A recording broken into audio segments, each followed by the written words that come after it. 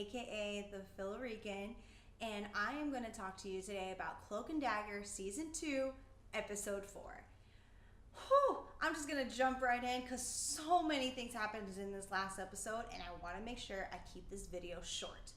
So, we last left off with Cloak, aka Tyrone, and he just absorbed a whole bunch of bullets and the evil Brigid into himself, and him and Tandy just showed up back at the church.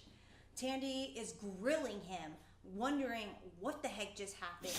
Did that person get absorbed in him or through him? And he lets her know that evil Brigid was sucked through him and dropped off somewhere else, just like Connors has.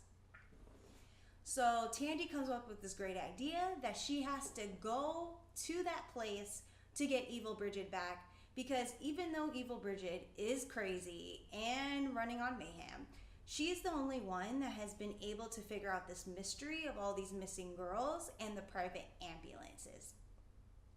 So we find out that Tyrone's biggest fear is that even if he does the right thing, even if he does bring Connors back, his biggest fear is that nothing will change. His biggest fear is that even though he becomes a hero and tries to save people, nothing will change and everything will stay the same. And we find out that his biggest fear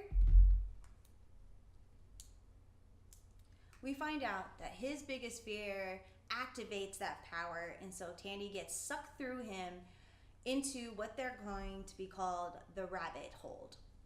So she drops off into the rabbit hold, and she looks ahead, and it's a Roxxon gas station. And at the Roxxon gas station is like a mini Tyrone. But it's not really a mini Tyrone, he's just kind of the guide for the rabbit hold.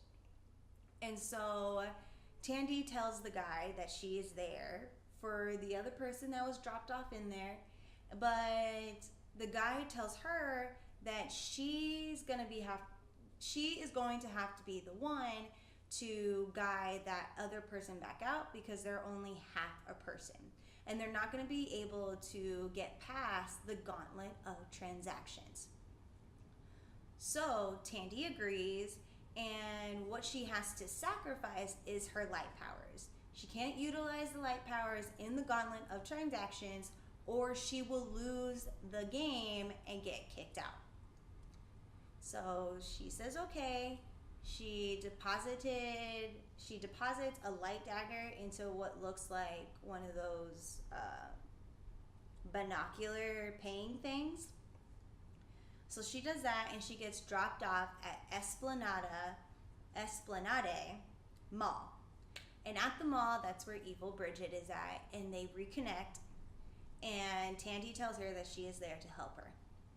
Back in the real world, Tyrone is fine. He's in the church minding his own business when he gets a phone call from evil Brigid, and she is at the police station, and she tells Tyrone that one of the gang members that was previously there saw his wanted poster and made a phone call, and so they might be after his mom.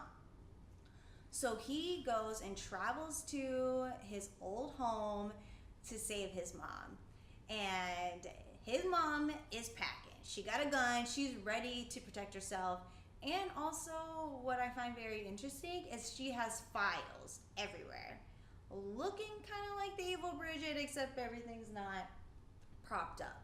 So she's definitely researching into something we just don't know yet. One clue that we do see is a picture of the fat man that gave her the head nod from the public hearing. So she's connected to the government somehow, and maybe the government is behind something shady.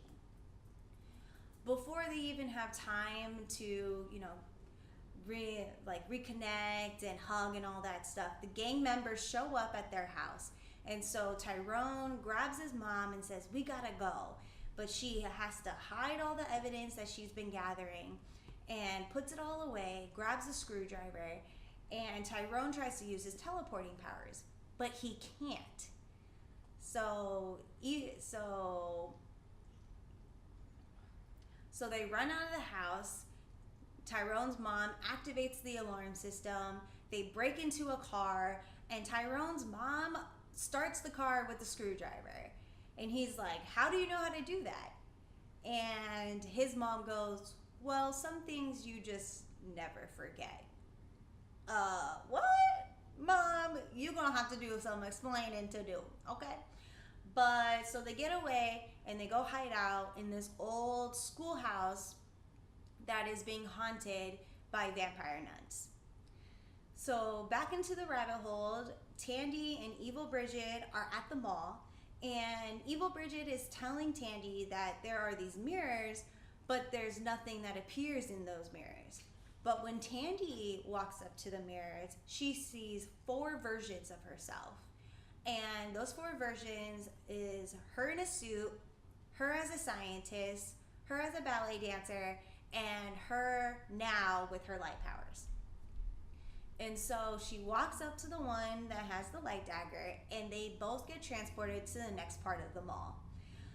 And so they're walking through, and they walk through this camping store. And there's evidence that someone has been living in this camping store for a long time. Tandy looks on a counter and she sees Connor's badge, like his police badge. She takes it and puts it in her pocket. Then they leave the camping store and Tandy finds a record store. And in this record store is all the pictures of the missing girls. And there's even a section for her. And so she's going through her records, and there's 3 of them. There's 3 records that haven't been opened. And so they open the 3 records and they play them one by one. And the 3 records are actually Tandy's deepest, darkest memories from when her dad was abusing her mom. And so we see, especially in the last memory, we see Tandy waiting for her mom because she's trying to get some keys. And while she's waiting, young Tandy hears her parents arguing, fighting, and so she just leaves. She dips out and goes to the ballet class by herself. So back in the real world, Tyrone and his mom are hanging out in this old schoolhouse, and then the kid that he saved from episode 3 shows up because he's part of that gang. And he's like, yo, my gang's been looking for you. Y'all better hold up. They convince the kid to not shoot them and to help them out. So he gives them a cell phone. The kid gives Tyrone a cell phone. And Tyrone tells his mom that he's going to do the right thing and he's going to call the police. And he's going to tell the police that he's unarmed and he's ready to basically turn himself in. We go back into the rabbit hole, and after Tandy just experienced that last memory again, she is highly upset. She's very emotional. She throws the record down on the floor, looks around, and Evil Brigid is not there. Turns out Evil Brigid went back to the camping store because she knows Connors has been living in there, finds him, puts him in a noose, and starts hanging him up. He is trying to tell her, I'm sorry, because he doesn't know that Brigid got split into 2.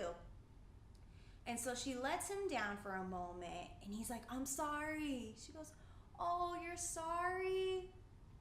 Oh, I don't care. So she pulls him back up. He's choking, about to die, when Tandy comes in and tries to fight the Evil Brigid. But remember, Evil Brigid got like super strength.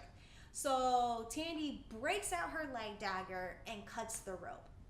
There's an earthquake that happens, and her and Connors get spit back out into the real world.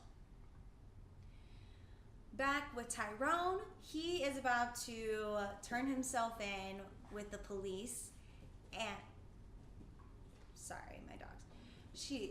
Tyrone's about to turn himself into the police, but he cannot teleport out by himself, and they don't believe that he is unarmed. So they send in the SWAT squad. And right before they're about to find him, He gets transported back to the church, lying next to Tandy. They hear a window break. Connors dips out of the window, and he asks Tandy what happened. She pulls out Connor's badge and shows him, basically telling him that they are back. Whew! That was a lot for episode number 4. A lot of details is going on, but I still have a lot of questions. What's going on with Tyrone's mom and her past? And also what's going on with Tyrone's mom and her connection with the government and the fat man? What's going on with the ambulances? Is the government funding these private ambulances? Is the government the reason why these girls are going missing and nobody cares? Let's talk about it. Comment below. Tell me your theories, because I really want to know. And thank you for joining me today on the Long Story Short Show. Don't forget to subscribe to our channel at Long Story Short Show. And stay tuned, because we are just getting into the thick of it. And I'll talk to you guys later.